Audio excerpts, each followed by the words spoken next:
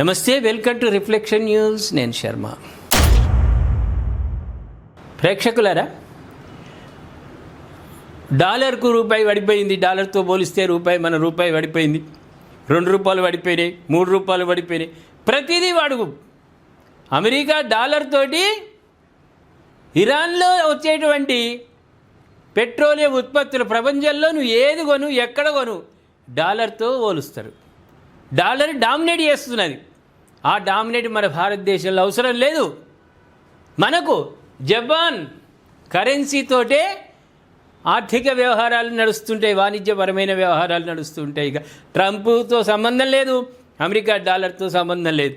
అటువంటి కీలకమైన ఒప్పందాలకు భారత్ రెడీగా ఉంది. భారత్ జపాన్ సిద్ధంగా ఉన్నదనడానికి ఈ వార్త మీకు చెప్తా ఉన్నా.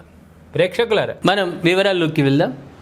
భారత్ జపాన్ దేశాల మధ్య ద్వైపాక్షిక వాణిజ్యాన్ని మరింత సులభతరం చేసే దిశగా మరో కీలక అడుగు పడింది. ఇరు దేశాల మధ్య లావాదేవీలకు అమెరికా డాలర్పై ఆధారపడకుండా నేరుగా రూపాయి మెయిన్లలోనే చెల్లింపులు జరిపేందుకు వీలుగా కొత్త వ్యవస్థను ఏర్పాటు చేయబోతున్నాయి. ఇంత గొప్ప శుభవార్త ఇది. జూలై 1 నుంచి 3 వరకు జపాన్ ప్రధాని సనా తకయిచి భారత్ పర్యటన సందర్భంగా ప్రధాని నరేంద్ర మోదీతో జరిపే భేటీలో ఈ అంశంపై అధికారిక ప్రకటన వెలువడే అవకాశం ఉంది. డాలర్కు స్వస్తి పలుకుదాం. దాంతో వచ్చింది లేదు, పోయేంది లేదు. మన రూపాయి విలువ పడిపోతున్నది. అక్కడ ట్రంప్ గాని విలువ, అమెరికా విలువ పడిపోయినట్టే డాలర్తో పోలిస్తే రూపాయి విలువ కూడా పోతున్నది. 1 రూపాయికి మనం 93 రూపాయలు కడుతున్నాం. ఒక డాలర్కు 93 రూపాయలు చెల్లించి మనం నష్టపోతున్నాం.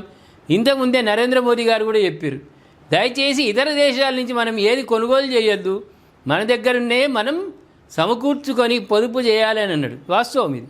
ఇప్పుడు డాలర్తో కాకుండా జపాన్ ఎంఐతో పోల్చుకుంటే మనకు వాణిజ్యపరంగా కూడా చాలా బెనిఫిట్. అదేవిధంగా ఒప్పందం ప్రకారం జపాన్కి చెందిన ప్రవాసేతరులు, నాన్ రెసిడెంట్స్ భారత బ్యాంకుల్లో ఖాతాలు తెరిచేందుకు అనుమతిస్తారు. దీనివల్ల ఇరు దేశాల ఆర్థిక సంస్థల మధ్య నేరుగా చెల్లింపులు జరపడం సాధ్యమవుతుంది. 2026 ఆర్థిక సంవత్సరంలోగా భారత రిజర్వ్ బ్యాంక్, జపాన్ ఆర్థిక మంత్రిత్వ శాఖ మధ్య ఈ మేరకు ఒక అవగాహన ఒప్పందం కుదరనుంది. 2025 నాటి భారత్ జపాన్ జాయింట్ విజన్లో ఈ కరెన్సీ సహకారం గురించి ప్రస్తావించారు. ఇప్పటికే జపాన్ ఇండోనేషియాతో ఇలాంటి ఒప్పందం కుదుర్చుకోగా మలేషియాతోనూ చర్చలు జరుపుతోంది. అంతర్జాతీయ వాణిజ్యంతో డాలర్పై ఆధారపడటాన్ని తగ్గించుకునే ప్రయత్నాల్లో భాగంగా ఈ చర్యను చూస్తున్నారు. ఏది ఏమైనా ట్రంప్ గాని మహిమ వల్ల, ట్రంప్ గాని చేష్టల వల్ల ప్రపంచము డాలర్కు దూరమవుతున్నది. దేశాలు సమన్వయం చేసుకుంటూ చర్చలు జరుపుతూ డాలర్ ముప్పు నుంచి దేశ ప్రజలను బయట వేయడానికి గొప్పనైన మార్గం చూపిస్తుంది. ఏమంటారు ప్రేక్షకులారు? ఇది శుభవార్తన కాదా? దరిద్రమైన డాలర్తో పోల్చడం వల్ల ఆయా దేశాలు నష్టపోతున్నాయి.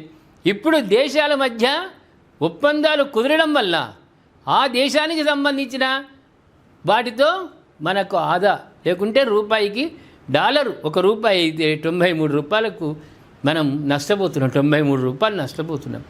ఆ నష్టాన్ని నివారించడానికి జపాన్ భారత్ సంయుక్త ఆధ్వర్యంలో గొప్పనైన చారిత్రాత్మకమైనటువంటి ఒప్పందం చేసుకోబోతుంది.